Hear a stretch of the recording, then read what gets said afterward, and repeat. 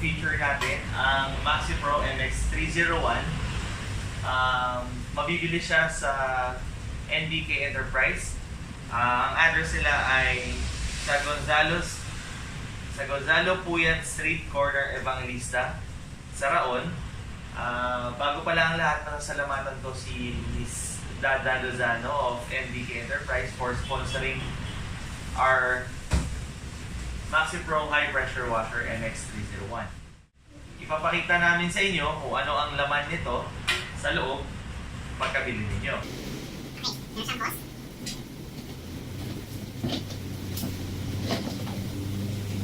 meron siyang pair of Wheels. Ang difference ni MX202 sa MX301, ang MX301 ay merong gulong, mas mobile siya as compared kay MX202.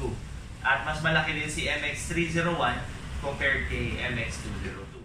But when it comes to power, saka yung sa durability, same lang sila. Ang difference lang talaga is yung may gulong siya at saka meron siyang hawakan. So pwede siyang hilahin, tulak. So yan. So yun lang difference ni MX301 kay MX202. manual. May screw sa loob, meron siyang pin. Sprayer gun. At shampoo container. And then meron siyang extension para mas mahaba. At yung mga parts na kailangan for assembling the power sprayer. And of course, nandito yung mismo unit. Ito yung mismo unit natin. Ang MAXIPRO MX301. Okay. Ngayon ipapakita namin sa inyo kung paano i-assemble si MAXIPRO 301. Madali lang naman siya i-assemble. Para lang kayo kung naglalaro ng Lego. Okay.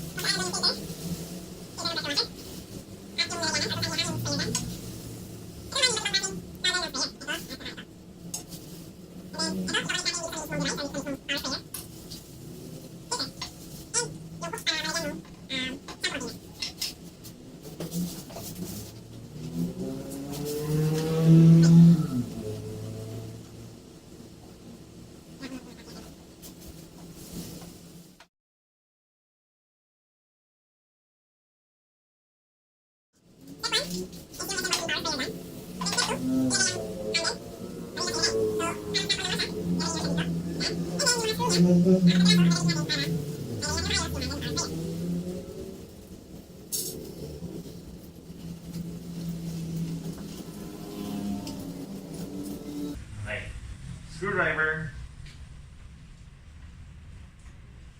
That's the screw.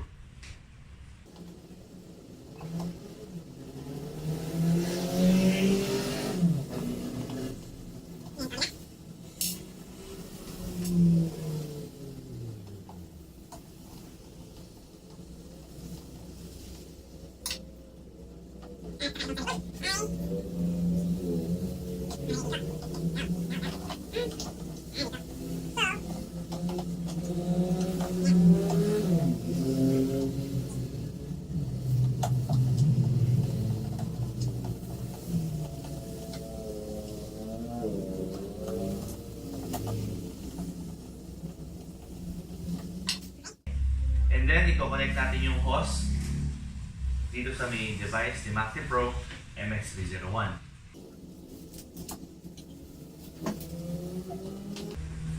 And by the way, kung kailangan nyo ng hose for the power sprayer, kung kailangan nyo mas mahaba, meron din silang tinitinda na 5 meters which is 500 pesos at saka 10 meters which is 850 pesos.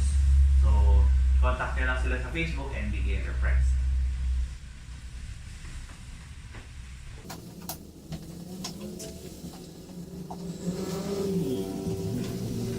So ito, na-assemble na natin ngayon ang MAXIPRO MX301 power sprayer. At meron siyang dalawang klase ng nozzle. Kung saan itong isa Itong nozzle na to, itong nozzle na to ay merong controller kung gaano ka lakas or kung gaano ka spread out yung buga ng tubig. Okay, so itong nozzle na ito, nandito yung option nyo para pwede nyo gawing parang shower type or parang spray yung tubig na lumalabas. Pwede siyang ikabit dito at pwede nyo kontrolin dito sa taas, or pwede nyo namang ilagay yung may kasamang shampoo na washer. Gawin nyo lang siya dyan. At ayan. So, may shampoo washer ka na. Okay. And then, itong hose na to, pag-install nito, madali lang naman. So, kailangan nyo lang siyang tanggalin. Included na itong hose sa package. So, kailangan nyo lang, ito yung kaninang included na lock sa hose, ipapasok nyo lang siya dito sa butas. Okay? Butas. Okay, pag napasok nyo na siya, gamitan nyo lang ng lock para walang lumabas na tubig. May dalawa kang option.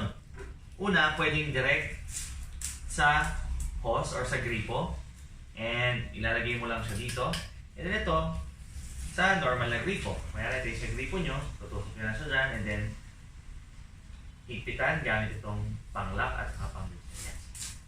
Tapos, kapag gusto nyo na nasa balde siya, pwedeng ilagay itong filter to make sure na walang dumi na papasok. Pasok lang siya dyan, and then ilock lang ng maigi. At ito na yung ilulublob nyo doon sa balde. Okay. Ngayon, yung connection niya going to power sprayer, ipapakita ko sa inyo. Hindi na siya ganun kabigat, medyo magaan din naman siya. So, itong samto, ito yung nozzle papunta sa power sprayer from the hose. Kailangan lang i-lock to. Okay, pagka-lock, kabilang side naman, nalalock din siya. Ito yung ipapasok natin dito. Yan. Pag nakalock na siya, okay na siya, ilalagay lang to sa hose or sa balde. And then, pwede nyo lang pindutin yung sprayer gun. Yan. Pindutin ang sprayer gun para lumabas na yung tubig sa dulo. So yun, ipapakita namin sa inyo mamaya kung paanong itsura niya kapag ginagamit na, sa kung gaano siya kalakas habang ginagamit ang MAXIPRO MX301 power sprayer.